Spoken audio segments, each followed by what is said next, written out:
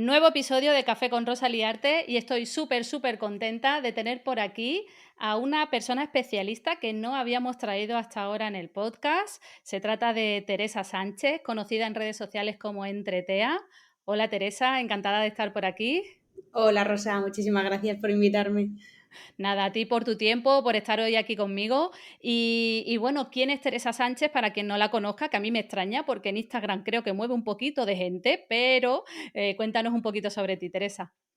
Bueno, pues Teresa es una maestra estudié infantil y primaria aquí en la Universidad de Alicante y bueno, pues todos mis compis empezaban a opositar y yo tenía pues mucha inquietud por seguir formándome porque consideraba que no estaba preparada, pero vamos, ni de lejos para enfrentarme a un aula, o sea, no sé, nada. Entonces, bueno, pues decidí irme a Valencia a estudiar el máster de Educación Especial. Y allí tuve la suerte de conocer a personas maravillosas, estupendas, que a día de hoy puedo llamar amigas. Y bueno, pues fue en ese momento cuando un poco empecé, ¿no? Pues a conocer más en profundidad lo que era la educación especial, ¿no? A pesar de que en mis prácticas de la carrera había coincidido con un alumno con autismo del que me enamoré, o sea, literalmente hicimos como, o sea, había una conexión increíble y fue ahí, ¿no? Un poco cuando se plantó esa semillita, pero ya cuando hice el máster fue como, vale, pues ya sé dónde está mi lugar, ya sé dónde quiero trabajar, a lo que me quiero dedicar. Y bueno, pues fue a acabar el máster, empecé a opositar y a la vez que opositaba pues hacía formación complementaria y todo esto fue un poco lo que pues bueno, al final me hizo aprender mucho más en profundidad sobre todo el tema del ámbito de la educación especial. Y así fue un poco como empecé a trabajar aquí en mi provincia, aunque el primer año me tuve que ir a un pueblecito que estaba un poco más lejos de mi casa. Pues aquí empezó mi aventura como maestra en 2016. O sea que ya son unos cuantos años, que sé que no son tantos como otra gente, pero bueno, yo seguiré sumando años y espero poder jubilarme en esta profesión. Qué bien, qué bien. Bueno, como todos digo, en la pública siempre hemos tenido que irnos a Mordor, ¿verdad? Fuera y luego volver y ya estar más cerca, pero todo llega, ¿eh? Teresa, no te vas a librar de la pregunta con la que comienza el podcast, así que, ¿qué es para ti la educación? Pues para mí la educación es un proceso, creo que un proceso de creación, ¿no? Es un poco donde las personas empezamos a ser en sociedad, aunque está claro que, ¿no? Que hay otros ámbitos donde crecemos a nivel social, ya sea en la familia, con amigos o caminando por la calle, ¿no? Pero creo que desde la educación tenemos un papel muy importante, que es eso, crear personas o ayudar a que esas personas crezcan bajo un criterio pues socialmente fuerte, ¿no? Y que nos ayude sobre todo a avanzar en sociedad. Por eso para mí la educación pues, es un proceso de creación donde los maestros, los profes somos ese apoyo, ¿no? Esa guía. Y no solo en la escuela primaria, de infantil, sino luego en secundaria, en bachiller, en la universidad. Creo que pues tenemos que estar ahí siempre atentos al alumnado. Bueno, Teresa, me ha gustado mucho como lo has dicho, porque no es solamente algo de primaria o de secundaria, sino que está siempre presente. Y bueno, para comenzar con este episodio en el que vamos a tratar, pues está claro, el alumnado TEA, bueno, ¿cómo podemos hablar de este tipo de alumnado? ¿Cómo definir, ¿no? Para dar así un proceso de comienzo a este episodio, ¿no? ¿Qué es realmente el alumnado diagnosticado como TEA? Bueno, pues el alumnado diagnosticado de autismo son alumnos que, bueno, pues desde un punto de vista clínico, por así decirlo, tienen unas características determinadas que creo que, pues bueno, si estamos escuchando el podcast y demás, más o menos podemos intuir, ¿no? De qué va todo esto. Hay un millón de características de las que podríamos estar enumerando y de las que podríamos estar hablando muchísimo tiempo. No hay dos personas iguales, pero ni autistas ni no autistas, quiero decir, conoceremos muchos alumnos y coincidiréis conmigo con que, pues eso, que no hay dos iguales. Entonces, definirlos, pues bueno, podríamos acudir, ¿no?, a esos manuales diagnósticos donde nos hablan de que el alumnado TEA pues son personas, perdón, las personas TEA son personas, pues bueno, con una inflexibilidad cognitiva, con, pues bueno, ciertas dificultades a la hora de socializar, también presentan barreras, ¿no?, ante la comunicación, pues este es un poco el perfil. Ahora bien, ¿no?, si hablamos desde una perspectiva de maestra, una perspectiva de comprensión, de acompañamiento y una perspectiva de, pues bueno, de al final de vocación y de amor, ¿no?, hacia la educación especial, pues ya estaríamos hablando de un alumnado que sorprende, un alumnado que enseña, un alumnado que nunca deja de crear, de inventar, de, pues eso, de expresar de otros modos, ¿no?, cómo percibe el mundo que les rodea. Entonces, bueno, creo que podríamos definirlos, ¿no?, desde estas dos perspectivas. Pues sí, yo la verdad que, Teresa, he tenido poca experiencia en esto. Me siento aquí que yo puedo hablar poco, pero sí tuve experiencia en lo que sería un aula específica. Cuando estuve 4 años en el Cartima como equipo directivo, teníamos en el instituto un aula específica y teníamos 3 estudiantes, 3 alumnos diagnosticados con autismo. Y bueno, un poco cómo es la vida en el día a día en un aula específica, ¿no? Porque lo que más intentamos trabajar siempre era esa inclusión, que este alumnado también participara en el día a día de la escuela, a pesar de que está en un aula aparte, que creo que eso es lo que más cuesta. Pero bueno, ¿cómo es la vida en un aula específica? Porque vi a mi compi también, que tiene el mismo puesto en tu caso, y no es nada fácil, ¿no? Y también este tipo de alumnado tiene días mejores, días peores, y días que pueden llevarse mejor, y no debe de ser nada fácil vuestro día a día, ¿no? Bueno, pues cuando me he presentado no lo he dicho, pero sí, soy tutora en una aula específica y desde que empecé a trabajar he estado prácticamente menos un par de años en este puesto, en el puesto de aula específica, aunque en diferentes centros. Y pues bueno, la vida en una aula específica, ¿no?, es pues bueno, un día a día, a pesar de ser muy rutinario, porque es también una de las cosas que aporta tranquilidad, seguridad emocional a los alumnos y a las alumnas.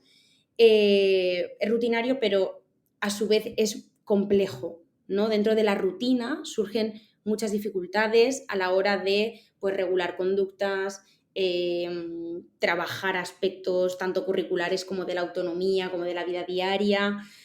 Pero bueno, yo creo que tengo una visión bastante positiva hacia este alumnado y hacia todo el ámbito de la educación especial, evidentemente. Entonces intento que el día a día dentro de mi aula, ya no por mí, sino por mis pollitos, como yo lo digo, ¿no?, por mis alumnos y mis alumnas, sea lo más divertido posible.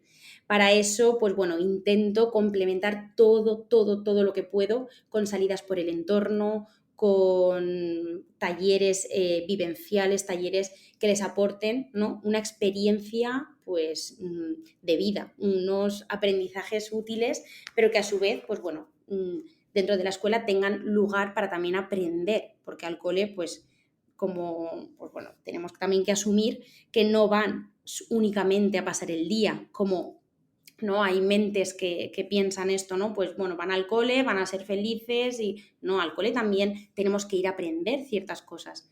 Entonces, pues bueno, yo planteo en mi aula pues momentos de trabajo, como no, momentos de juego, momentos de talleres y aquí es donde pues no intentamos aplicar pues o fomentar, mejor dicho, todas estas habilidades. Pues el taller de cocina, salimos al supermercado, hacemos la lista de la compra, compramos, nos fijamos en los precios, pues no, todo lo que conlleva esta actividad. También vamos a la piscina un día a la semana y trabajamos pues aspectos de solicitar las llaves al conserje, abrir taquillas, hábitos de autonomía, como puede ser pues ducharnos, la vuelta al cole, la orientación por las calles cercanas al cole. Entonces, el día a día en una aula específica, eso, pues a pesar de ser muy rutinario y cansar, porque es un ámbito que cansa mucho, ¿no? Nos lleva mucha energía puesta ahí porque tienes que tener mucha atención y estar muy concentrado durante todo el día. A mí me pasa, yo si estoy con algún alumno o alumna haciendo algo y entra algún profe a decirme, oye, Tere, luego nos tomamos un café o tal, es como que no puedo prestar atención a las dos cosas, ¿no? Entonces, pues bueno, es un ámbito muy cansado, pero a la vez, pues bueno, se puede hacer muy, muy fácil si ponemos ganas y muy divertido. Y en tu caso, entiendo que también primordial la comunicación con las familias, ¿no? Claro, creo que tenemos que asumir, ¿no? O por lo menos yo esto lo tengo muy asumido, que nadie conoce más a esos niños y a esas niñas que su mamá, su papá, sus abuelitos. Entonces, contar con las familias es esencial para todo, para absolutamente todo. Tanto para mis propios objetivos a nivel pedagógico, ¿no? Porque necesito compartir con las familias qué quiero trabajar, hasta dónde quiero llegar, cómo lo quiero hacer, qué tipo de estrategias vamos a utilizar, qué recursos necesitamos, cómo complementarlo fuera del cole y que también la familia esté a favor, ¿no? Yo no puedo proponerme un objetivo si sé que fuera del cole no se va a seguir, porque no tendría, ¿no? Al final no tendría tanta repercusión y tanto impacto en esa persona. Entonces, pues sí, la familia tiene un papel, o debería tener un papel muy, muy activo, y ya no solo para conseguir objetivos con sus hijos o con sus hijas, sino también para luchar, ¿no? Y para conseguir cosas dentro de los coles. Totalmente, vamos. Además de conseguir también un poco más de autonomía de sus hijos e hijas, ¿no? También para esa clase, ¿no? Para ese aula específica, que es muy, muy importante. Es que a veces no se escucha, ¿no? A ese aula específica. No sé cómo andáis de recursos por allí, pero tú eres una grandísima creadora de recursos, no paras de compartir en tus redes. Y qué lucha, porque yo lo viví como secretaria del centro pidiendo para este aula específica, porque realmente al final, bueno, creo que en todas, ¿no? En todos podríamos decir, es que no nos traen recursos, pero creo que aquí cuesta mucho, ¿no? Sí, yo cuando hablo de recursos, ¿no? También dentro de los centros educativos, ya no solo recursos materiales. O sea, al final podemos dar una clase súper chula saliendo al patio, ¿no? Y experimentando Totalmente. el cuerpo. Es más a nivel de recursos humanos, ¿no? De recursos personales. Pf, ya sabemos, ¿no? Y creo que siempre o nunca, mejor dicho, va a ser suficiente con los recursos que tenemos, pero tampoco podemos quedarnos ahogándonos en la pena, ¿no? De qué pocos recursos tenemos, qué poco podemos hacer. Bueno, pues esto es lo que tenemos, vamos a intentar rentabilizarlo al máximo. Pues si una codocencia nos puede aportar que un proyecto súper chulo, ¿no? Que ha nacido del alumnado salga adelante, pues a lo mejor tendremos que organizar los recursos personales del cole o del instituto para que haya docentes que tengan esos tiempos de coordinación para llevar a cabo una codocencia real. O si, ¿no? Es un poco buscar, como yo digo, ese 2 por uno, ¿no? Del docente, que aunque muchas veces vamos hasta arriba, creo que tenemos también que tener esa visión y que evolucionar, formarnos, avanzar en qué necesita la escuela de hoy y cómo podemos hacer que con los recursos que tenemos esto sea posible. Entonces, quedarnos en esa pena, ¿no? De, jolín, qué pocos recursos, qué tal. Es fácil, pero hay que salir de ahí. Hay que salir de ahí porque sabemos que esto va a seguir sucediendo hasta que no, no sabemos cuándo, pero bueno, tenemos que intentar rentabilizar y sacar el máximo partido y sobre todo cuando en un cole hay alguien que sabe mucho de algo, ¿no? O que tiene muchas ganas, intentar exprimirlo al máximo, ¿no? Desde ¿no? un ámbito pues, positivo, nunca agotarlo, pero sí, pues bueno, contar con esa persona para tomar decisiones, que nos puedan asesorar, que nos puedan formar incluso, que tengan pues iniciativas, acompañar esas iniciativas. Entonces creo que eso también es la clave, ¿no? El apoyarnos en los compis que tienen esas ideas. Bueno, yo siempre digo que ante la escasez de recursos, el mejor recurso somos el propio profesorado, nosotros mismos. O sea que yo también he vivido el no tener recursos y al final siempre el mejor recurso somos nosotros mismos y más pues todas las personas que estamos compartiendo en redes desinteresadamente, ayudando a otros compis y yo siempre digo a los profes, hay profes increíbles compartiendo y que de ahí podéis sacar ideas que están viviendo lo mismo que tú, ¿no? Así que creo que sí. Pero Teresa, aquí te quiero abrir el melón de la inclusión. Se trabaja la inclusión con el alumnado TEA en aulas específicas. Aquí abro melón porque yo he vivido de todo, ya no solamente con alumnado TEA, ¿no? Pues desde que subían a clase, se llevaban al estudiante con dificultades, luego he vivido que entra el PT a clase conmigo. Bueno, ha habido muchos cambios. Yo vengo dando clases desde el 2010 y aún así he visto ya mucho cambio en eso y últimamente se empieza a ver la inclusión, pero no sé desde tu punto de vista esto de la inclusión si se cumple a día de hoy con el alumnado TEA. Pues, a ver, continúo con mi presentación porque también, como lo he hecho así rápido, mira, del término pedagogía terapéutica, ¿no? Como se nos dice, ¿no? Pues maestros de PT, pues maestros o maestras de pedagogía terapéutica. A mí este término me gusta cambiarlo, ¿no?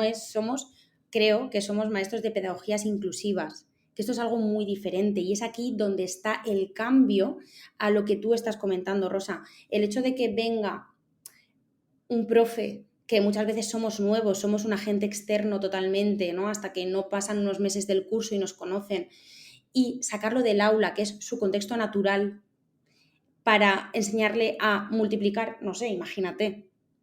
Creo que es difícil, ¿eh? Y yo, si estuviera en el caso de esos niños, esas niñas, creo que lo sufriría, ¿no? Porque me están separando de mi grupo, de mi entorno donde me siento cómoda, de mi clase. Al final estoy siendo, o sea, se me está diferenciando por algo. Y, y la seguridad emocional de los niños y de las niñas también está aquí, ¿no? El hecho. Totalmente. Perdona, es que no te quiero interrumpir porque te has venido, pero que yo lo de pedagogías inclusivas me lo apunto, ¿eh? Váyase ya los profes de PI, ¿eh? Ujú. Sí, sí, sí, total.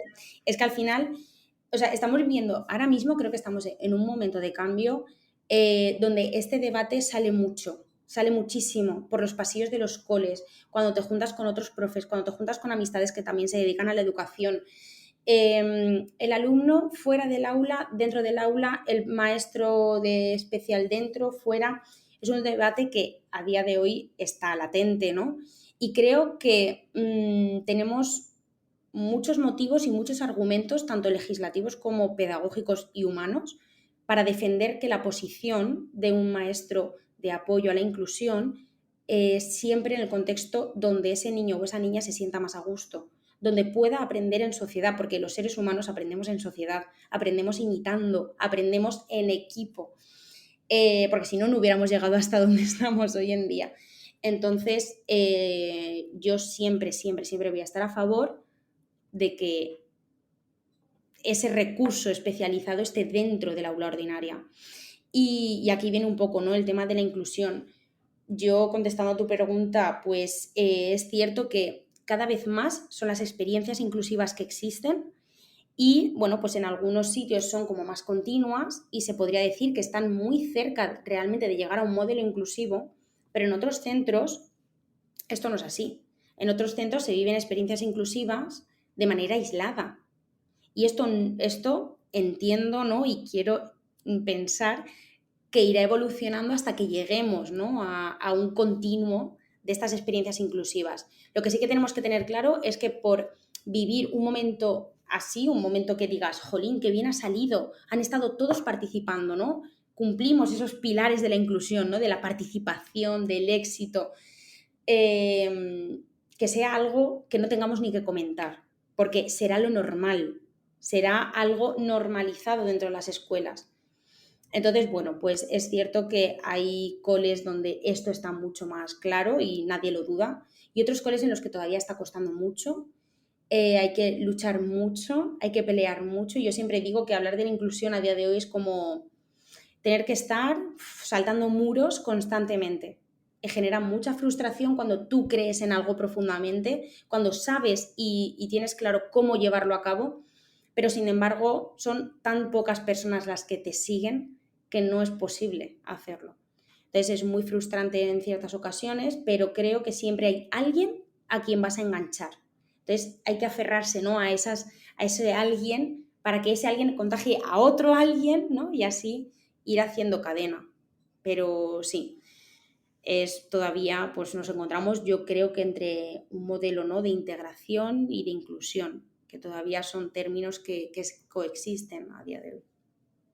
Claro, claro. Yo aquí te quería comentar porque justamente hace unas semanas estaba tomándome un café y hablaba también pues con una dire de una escuela infantil de casualidad y me comentaba, ¿no?, que cada vez había más diagnósticos de TEA, que era increíble lo que se había aumentado. Esto preocupaba también, ya no sé, y aquí si nos puedes contar tú como especialista, ¿no?, si es que cada vez hay más casos o se detecta de forma más precoz y a veces pues hemos tratado alumnado que lo era y no lo sabíamos que lo era, no lo sé, pero creo que también a veces esto es alarmante. Hablaba también hace poco con una PT y también me comentaba lo mismo, que cada vez más diagnósticos, ¿no?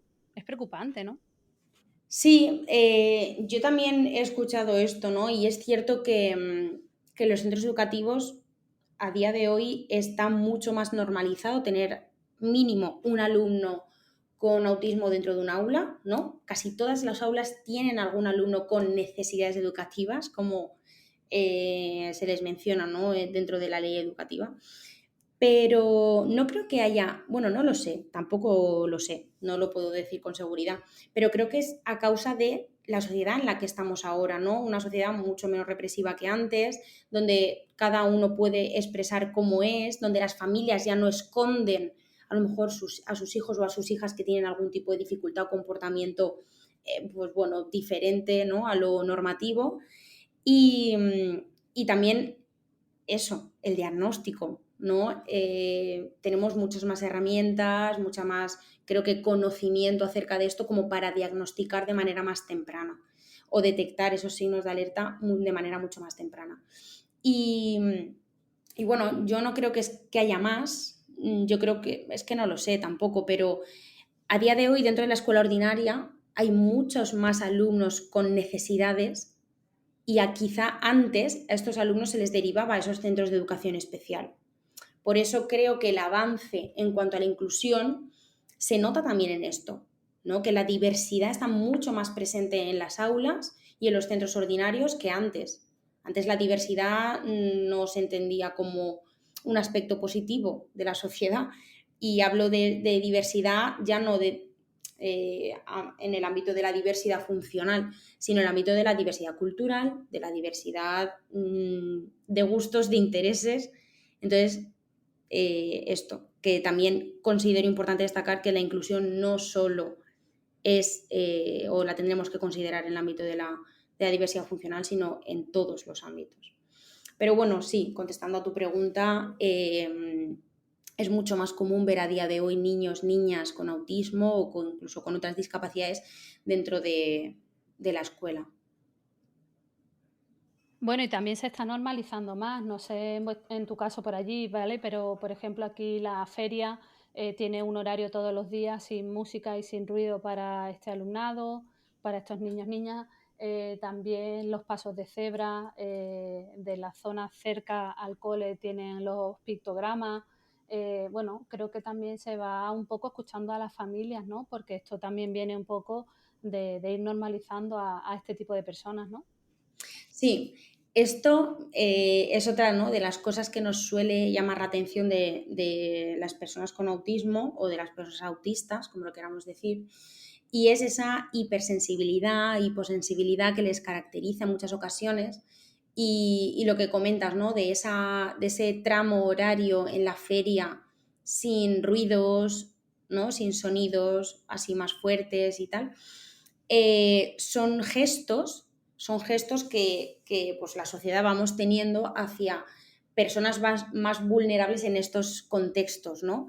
Aquí, por ejemplo, en el Carrefour también hay una hora que dejan pues como preferente o libre de esos estímulos tan fuertes para personas con autismo u otras discapacidades. Da igual, a lo mejor yo prefiero visitar tu feria en un momento de tranquilidad y no me gusta el barullo, por lo que Totalmente. entonces, pues bueno, aunque inicialmente nace para un colectivo en concreto, creo que todos podemos beneficiarnos de estos movimientos, ¿no?, y de estas iniciativas. Por otro lado, eso, el Carrefour, aquí también hay sesiones de cine. Yo creo que son gestos, pequeños gestos que ya vamos teniendo no solo dentro de las escuelas, sino de puertas para afuera, que eso también es importante destacarlo, ¿no? Ese impacto que tiene la escuela en el entorno. Pues qué guay. No, sí, la verdad que cada vez es más común como otras cosas, ¿eh? O sea que pero a mí me da alegría verlo, ¿no? Porque se va normalizando dentro de lo que hay. Creo que cada vez en esos aspectos nuestro alumnado vive una sociedad más plural, más abierta y que eso se normalice como tantas otras cosas se están normalizando, ¿no? Pero yo aquí me pongo en la piel yo siempre hago de abogado del diablo, Teresa, vale, sí, sí, está muy bien lo que tú me estás hablando, pero yo tengo un niño TEA diagnosticado en mi clase, no tengo ayuda por ningún lado, ¿cómo empiezo a trabajar con este estudiante? Dame ideas, ¿qué me pongo a hacer yo? Porque yo tengo otros 30 más en la clase y ¿qué hago? ¿Qué hago? Bueno, creo que esta situación es como también bastante común Ya, y ya. cuando, cuando voy a hacer formaciones a centros o sesiones un poco en concreto para atender al alumnado con autismo, es un poco lo que me dicen. Ya, pero es que tú me estás diciendo esto, pero es que yo tengo otros 30. Pero bueno, creo que no hay fórmulas mágicas, eso desde luego. Creo que lo primero es el hecho de que tú como docente tengas ganas ¿vale? Eso para empezar, porque si no hay ganas, si no hay intención, soy de las personas que piensa que todo se proyecta y que tu clase refleja al final un poco cómo tú eres y esa iniciativa. Y bueno, hay soluciones, por supuesto que hay soluciones. Quizás a unos le funcione mejor, otros necesiten otras cosas, pero para empezar, yo siempre aconsejo que necesitamos que el aula esté súper estructurada, muy, muy, por así decirlo, ordenada, ¿no? En cuanto a espacios, pues aquí tienes un espacio que lo dedicamos a leer, a la biblioteca de aula, y que ese espacio esté delimitado visualmente, sensorialmente también, porque tú en ese espacio puedes poner, pues no sé, un suelo más blandito, unos cojines, ¿no? Que a nivel sensorial eso también te va a aportar pues unas señales, ¿no? De, vale, aquí esta es una zona en la que puedo estar tranquilo o debo estar tranquilo. Por otro lado, pues un espacio donde podemos jugar. Pues si vamos a jugar, quizá, pues a nivel sensorial pueda tener otras características, pero todo muy bien delimitado. Está claro que dependiendo de la etapa educativa vas a poder delimitar de una manera el espacio o de otra, porque en infantil quizá, ¿no? Lo tenemos como un poco así en mente, es mucho más fácil, porque el trabajo por rincones, a lo mejor no hay pupitres como tal, pero ¿por qué no aprendemos los de primaria cómo trabajan los de infantil? ¿No? Entonces, estructurar un aula en primaria, incluso en secundaria, por rincones es igual de fácil. Lo que pasa es que tenemos que cambiar también esa metodología, esa mirada que tenemos hacia la educación, hacia cómo enseñamos. Y esta es un poco la respuesta, ¿no? No solo la estructuración, sino la metodología multinivel. Podemos multinivelar las propuestas, podemos pedir, pues no sé, un ejemplo súper básico, una lectura. Una lectura la podemos hacer de 1000 formas. La podemos hacer leyendo un texto, viendo un cuento ilustrado, un cómic. Podemos entender el contenido de ese texto también viendo un vídeo. Lo podemos entender también a nivel sensorial, con esquemas, con imágenes, con dibujos, con pictogramas. Quiero deciros que es intentar diversificar, ¿no? Todo el diseño universal para el aprendizaje que a día de hoy lo tenemos tan, tan, tan presente. Eso da respuesta, ¿no? A cómo atiendo a la diversidad de mi grupo y en concreto cuando tengo un alumno diagnosticado con TEA. Tenemos que coger todas las ideas posibles para que todas las propuestas tengan alternativas de realización, de participación, pero sobre todo una alternativa para el éxito, para que todo el alumnado pueda alcanzar el objetivo que yo me estoy proponiendo. Y va un poco aquí, claro, todo esto ya, si nos ponemos a hablar de cómo aplicamos el DUA en un aula con alumnado TEA, cómo aplicamos el multinivel, pues bueno, variamos la complejidad de las propuestas, variamos el método de resolución, Hay muchas, muchas alternativas y es posible hacerlo, ¿eh? Es posible. Ahí te iba a decir yo, te iba a hacer otra vez de abogada del diablo, pasa que te dejaba hablar de, bueno, es que esto es inviable en secundaria, es que esto, yo que estoy en secundaria, uy, el aula por temas, por temática, por rincones, y eso es inviable.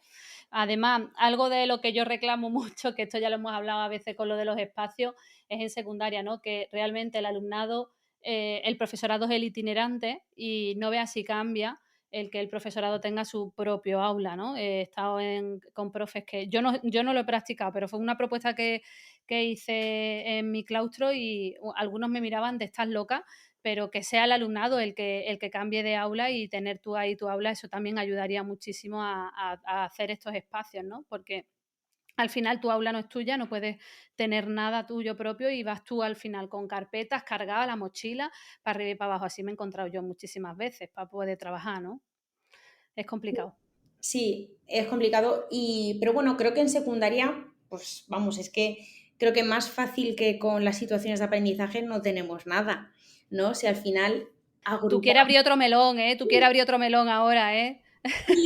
si agrupamos materias, si agrupamos materias por ámbitos, por ejemplo, se pueden hacer muchísimas cosas y que en un aula haya un rincón o un espacio para dedicarlo, ¿no? O que dentro del propio centro se habiliten espacios, pues el espacio de la calma, el espacio del tal, los patios inclusivos, o sea, hay muchas, muchas, muchas estrategias que se dirigen a la inclusión en centros de secundaria, porque también entendemos que se encuentra en una etapa evolutiva, en una etapa de desarrollo más diferente, ¿no? A lo que es alumno-alumna de infantil primaria. Pero por supuestísimo que las hay. Y sobre todo que los de secundaria, al igual que los de primaria, tenemos que aprender de los de infantil. Y en esas etapas o sea, en esos momentos de transición, coger ideas que de primaria a secundaria también se cojan ideas. O sea, es igual de importante, ¿no? Todas las estrategias que hayan funcionado en primaria y con ese alumno o alumna en concreto, que se sigan reproduciendo. Te lo compro, Teresa, te lo compro.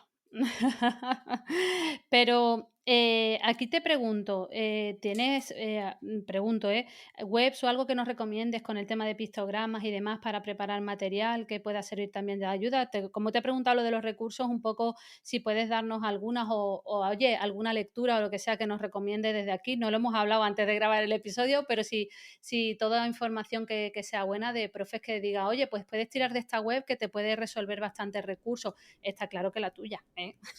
También, pero si nos puedes ahí echar una manilla. Pues sí, mirad, en la página web de Arasac, que imagino que ¿Cómo todos, se escribe? Arasac con dos As al final. Ah, Arasac. Arasac. Sí, en esa web podemos encontrar pictogramas que además, bueno, pues han mejorado un poco la página y ahora se pueden editar, incluso si hay algún pictograma que no está representando una idea en concreto que tú quieres, les puedes escribir para que elaboren el pictograma. O sea que es un banco de pictogramas eh, Qué guay. totalmente libre, es decir, es gratuito. Y eso para encontrar pictogramas. Además, en esa misma página tienen un apartado de materiales, que son recursos que elaboramos los profes y que vamos subiendo ahí por si a alguien más les sirve. Entonces ahí encontramos recursos Teach, recursos enfocados a infantil, cuentos adaptados, canciones, pero también recursos de secundaria. Yo el curso pasado estuve utilizando unos temas de biología de primero de la ESO que encontré que estaban adaptados. Y pues el portal de Arasac a mí me encanta porque tiene muchas posibilidades. También tiene un apartado que se llama Aula Abierta y tiene herramientas para elaborar horarios visuales. Bueno, ¿vale? Tiene como muchos apartados muy, muy útiles. También el apartado de señalizar el centro. Bueno, yo este portal lo recomiendo y creo que aunque la mayoría de personas lo conozcamos, tiene muchas, muchas cosas ahí para explorar. Luego también está la Pues página. estoy cotilleando, perdona, es Ah, del bueno, gobierno de Aragón, es del sí, gobierno de Aragón y sí, estaba aquí cotilleando, o sea que tiene muy buena pinta. Pues yo personalmente no tenía ni idea, ¿eh? O sea que esto me lo pues, guardo. investigalo, investigalo. Luego también tenemos la página de Soy Visual, que también lo mismo, tienen recursos para trabajar, tienen pictogramas de otro estilo, pero tienen también pues muchas posibilidades para trabajar. A mí de esa página me gustan mucho las láminas que tienen porque me ayuda a trabajar tanto situaciones sociales como otro tipo de actividades más pues para trabajar la atención, incluso hacer puzzles, porque tú coges una lámina, la recortas a trocitos y ¿no? Te puede servir para trabajar pues, bueno, a través de puzzles. ¿Qué más? La página de Pictoaplicaciones, ¿vale? Que ahí tenemos pues la Pictoagenda, Pictosonidos, Pictocuentos, Wikipictos, Pictotraductor, ¿vale? Es un banco también que se recopilan diferentes páginas web vinculadas con los pictogramas y bueno, pues los cuentos con pictogramas que tienen en una de sus webs no son muchísimos, pero bueno, ya es un banco ahí de cuentos, ¿vale? Con pictogramas que puede ser útil. Pictotraductor, pues es un procesador de texto online que tú vas escribiendo y va convirtiendo a pictograma. Que en relación a esto yo también aconsejo siempre tener en los ordenadores de los coles el AraWord, ¿vale? Que es un Word pero que va convirtiendo a pictograma conforme lo escribes. La página de web de Pictosonidos, que pues bueno, es un banco que agrupa por temáticas pictogramas y entonces pues tú vas entrando, lee la palabra, si es un animal, por ejemplo, pues hace el sonido. ¿Qué más? ¿Qué más os recomiendo? Luego tenemos Yo pues estoy aquí cotilleándolas todas, estoy flipando, o sea, no tenía ni idea y hay un montón de recursos. La de Picto Aplicaciones que dices que tiene poco, pero lo que estoy viendo es un contenido muy, muy bueno, o sea, estoy aquí cotilleando. sí, Muy es para guay. investigarla, sí. Ujú. Y luego tenemos otro tipo de plataformas, pues por ejemplo Flaticon, que es como para descargar iconos, que Sí, sí, recursos. claro que también pues bueno, nos permite descargar iconos que a lo mejor no se representan con un pictograma, pero que a nivel visual necesitamos representar una idea y podemos recurrir aquí. Luego, pues para creación de recursos, pues Canva, PowerPoint. En Canva también me gusta mucho que en la parte de educación, pues hay ya propuestas hechas como de hojitas para trabajar. Cierto, cierto. Entonces, pues eso también a mí personalmente me resulta muy útil. Luego en YouTube mismo, o sea, en YouTube podemos poner el cuento de, no sé, el monstruo de colores en pictogramas y muchas veces están, ¿no? Como traducidos, por así decirlo, con pictogramas y, ¿no? Que a veces en las plataformas más comunes o de más Sí, uso. sí, y no caes de haber buscado algo ahí. Exacto, exacto. Sí, y, Qué guay. ¿Y y nos recomiendas alguna lectura al respecto? pues mirad, en la página web de Plena Inclusión tienen muchos PDFs, o son guías bueno, pues para mí son muy, muy útiles. Y hay una en concreto que es sobre la programación centrada en la persona, la planificación centrada en la persona, que a mí personalmente me gusta mucho y habla un poco de cómo alinear esas personas, ¿no? del entorno del niño o de la niña para establecer un plan común y unos objetivos comunes, ¿no? Para poder alcanzarlos. Luego, aquí en la Comunidad Valenciana, el Centro de Formación del Profesorado de Inclusiva ha elaborado también un dossier sobre el diseño universal para el aprendizaje y la accesibilidad. Y está genial, ¿eh? Porque yo cuando hablo de DUA lo recomiendo, es muy bueno. Pones Ese lo ese. conozco. Sí, esto no habla como de DUA como tal, sino que habla también un poco de la accesibilidad a nivel general. Y es un dossier que también va por capítulos y la Sí. lectura es se hace muy amena. Bueno, pues tenemos ahí material, recursos y vamos, ahí pueden echar un rato, ¿eh? La gente. O sea que por ideas y recursos no va a ser. Teresa, otra cosa que Tere, ya no sé cómo llamarte, Tere. En casa, estamos aquí con el café. Una cosa que sí querías tratar tú hoy aquí es en la importancia de abrir la escuela a la sociedad, ¿no?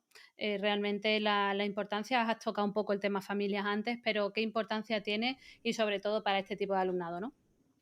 Sí, creo que, bueno, pues al final todo lo que luchamos, todo lo que conseguimos, todo lo que hacemos dentro de las escuelas, los proyectos que muchas veces llevamos a cabo y que pues se quedan, ¿no? Dentro del cole o como mucho por las familias, pero si nos planteásemos un poco ese impacto, que todo lo que hacemos dentro de la escuela tuviera un mínimo de repercusión, ¿no?, en nuestro entorno, ¿cómo sería esto? ¿No? ¿Cómo cambiaría la cosa? Con esto, pues un ejemplo, ¿no? Señalizamos el centro, ¿no?, colocando en la puerta de cada uno de los espacios, pues el pictograma con la persona responsable de ese espacio. En la parte de abajo, pues imaginaos, aula de primero A, ¿vale? Y la foto de la profe de primero A y el pictograma que representa el aula. Esto, al final, es señalizar el centro, hacer accesible a nivel cognitivo nuestro centro para las personas nuevas que llegan y no conocen el espacio, para alumnado TEA que requieren de información extra para comprender un poco, ¿no?, y estructurar el espacio, el entorno. Pero ¿qué sucedería si todo el barrio que envuelve a ese centro también aplicase eso? Porque los niños que van al cole viven normalmente cerca de ese cole. ¿Y qué pasa si un día van al supermercado? ¿Qué pasa si un día van a la biblioteca? ¿Qué pasa si un día van a la cafetería, a la ferretería, a la frutería, donde sea? Ese sistema, si se generalizase, seguramente estaríamos haciendo mucho más accesible el barrio. Y accesible, cuando hablo de accesibilidad, hablo, pues bueno, accesibilidad cognitiva en este caso, pero creo que también hablaría de una accesibilidad emocional, porque al final estamos hablando de que es todo el entorno el que está poniendo de su parte para que esa persona comprenda y tenga esa información extra, esa información visual para su funcionamiento.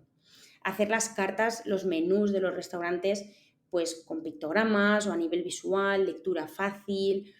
Quiero decir, hay muchas estrategias para transportar todo lo que tenemos bueno dentro del cole al entorno y que así tenga ese impacto, ¿no?, también en la vida de estas personas. Pues hija, yo creo que lo has dejado más claro que el agua, ¿eh? Para ir cerrando el podcast, vaya. Amén. Ha faltado detrás, vamos. Pero totalmente de acuerdo, porque a veces simplemente, pero lo has dicho, hasta la carta del bar del barrio o lo que sea, ¿no? Esa lectura fácil que permite a estas personas pues vivir en sociedad. Yo creo que es Y, clave. sí, y esto a veces también como adultos, ¿no? Así de primeras es como que nos atribuimos esta tarea. Ay, no, no, esto hay que hacerlo y venga, voy a ir a hablar con el de la frutería, voy a ir a hablar con la biblioteca y tal. Y es como, ¿por qué no hacemos, ahora que tenemos la oportunidad, esas situaciones de aprendizaje de las que hablo tanto, para que sean los propios alumnos quienes generen esto? Porque conocer bueno, conocer el entorno ya de por sí implica muchísimas cosas, implica activar muchas competencias. Eh, entonces, creo que también eso sería una buena propuesta, ¿no? Hablar de accesibilidad con el alumnado, hacer propuestas dentro de las aulas que tengan esa repercusión, ese impacto a nivel social y que surja del alumnado, porque eso va a ser mucho más motivador que si de repente un día entras a una cafetería y te lo encuentras, ¿no? Porque si un alumno Claro, o una alumna entra a la cafetería dirá, eso lo hice yo, eso lo claro. hice yo con mi clase. Estás hablando de aprendizaje-servicio, claro. Total, claro, sí, sí, sí, Ujú, eso es. Que al final no es más que una situación de aprendizaje, un aprendizaje, ujú. servicio, proyectos, efectivamente. Bueno, Teresa, no sé si te dejas algo en el tintero que quieras decir para ir terminando o lo has dicho todo. Aquí tienes tu último mensaje para ir cerrando el podcast. Yo creo que sí, que un poco lo he dicho todo y que, pues bueno, se entrevé un poco mi idea, mi forma de pensar y de ver la educación. Creo que ahora mismo se habla mucho de cambiar la mirada, pero creo que no tenemos que cambiarla, sino evolucionarla, que es muy diferente. Es muy fácil pedir que cambiemos la forma de hacer las cosas, pero es muy difícil hacerlo. Sin embargo, cuando hablamos de evolucionar algo, simplemente estamos pidiendo un paso adelante, no estamos pidiendo cambiar la dirección. Y esto es algo que también me gusta decirlo mucho, ¿no? Que necesitamos personas que quieran evolucionar, no cambiar. Y esto, pues para cerrar el podcast, yo creo que es la idea. Yo siempre me presto cuando me escriben por Instagram, cuando me mandan correos y Tere, como esto y como tal. Yo siempre intento aconsejar lo mejor posible. Al final voy loca contestando correos y todo, pero porque de verdad tengo esa intención, ¿no? Y ese compromiso con la sociedad que me impulsa, ¿no? Pues un poco a estar al servicio. Así que, pues no sé, que me suelo prestar pato. ¿Qué te voy a decir? Broche de oro para el cierre del podcast de la Tere. Aquí está dicho todo. Y te lo dice aquí una que se ha tirado meses detrás tuya para poder entrevistarte, pero lo hemos conseguido. Contesta, los emails contesta. Otra cosa es que luego te conteste al tiempo largo de que se le olvida contestarte, pero ella te contesta. Soy un poco Era desastre. broma. La verdad es que para organizarme es un poco desastre. Se te perdona por todo lo que estás haciendo, así que se te perdona. Gracias. Bueno, pues Tere, para cerrar el podcast, las 2 preguntas finales. ¿Tu Venga, plato favorito? A ver, como buena valenciana, no sé si cara el arroz, me voy a equivocar o no, sí, está confirmado por ahí. la Y paella. tu lugar de desconexión. Claro, claro, nada, tira, Ya me tira. has matado. Sí, la paella. La verdad es que el arroz en cualquier formato me encanta. Pero claro, la paella para mí, plato estrella. O sea, es lo que más me gusta y además lo que más me apetece siempre. O sea, yo voy a un restaurante y yo pido paella, no puedo pedir otra cosa. Me Pero encanta. eres también de las que protesta porque yo no sé por qué tenéis los valencianos, pero cuando he ido a un restaurante con un valenciano siempre algo le saca el arroz. Es que está pasado, es que le faltaba un punto. Yo de verdad, cuando encuentre a alguien de la comunidad valenciana que me diga, este arroz está perfecto, es broma, ¿eh? La Pero me verdad, pasa mucho. la verdad es que, a ver, sales de aquí de la terreta y encuentras arroces un poco raros. Pero bueno, está bien. O sea, si es que lo que cuenta es la intención, si es que hay que vivir un poco con esa mentalidad. Porque tú Eso, es que yo hay veces que digo, mira, este está increíble, ¿qué me estás contando? Le estás sacando ya una la pe- amiguita, como dice. Bueno, ¿y sitio para desconectar? Pues aquí, muy cerquita de mi casa, están, pues, bueno, aquí en Alicante tenemos playa, pero a mí me gustan mucho las calas del Cabo, que, pues bueno, para mí es un lugar espectacular. Y sobre todo en invierno. Me gusta mucho más en invierno, pues cuando no hay nadie, mi pareja y yo pues vamos ahí y cenamos, nos llevamos las sillas, nos llevamos al perro y para ir sola también, para caminar, llevarme un libro y sentarme. Es que no necesito mucho más, porque no se ve nada. Es que no se ve nada. Estás ahí en las calas que son de roca, muy largas, y es un lugar espectacular. Ten cuidado, ahora te va a encontrar gente allí, ¿eh? Por decirlo hoy por Que aquí. vayan en verano, que en invierno. A ti te pasa como a mí, ¿no? Pues vivimos en zona turística y claro, lo mejor siempre está en los meses de invierno, ¿no? Sí, sí. Bueno, pues Tere, desde aquí darte las gracias, gracias por todo lo que aportas, sobre todo pues con todo esto y darte mucho, mucho ánimo, que sigas así y bueno, pues nuevamente gracias por tu tiempo, por estar hoy aquí y sumar a un episodio aquí al café. Nada, Rosa, muchísimas gracias a ti, como has dicho antes, de la insistencia y contestar correos y cambiar la fecha. Pero de verdad, No muchísimas pasa gracias por nada. este espacio que creo que es muy necesario.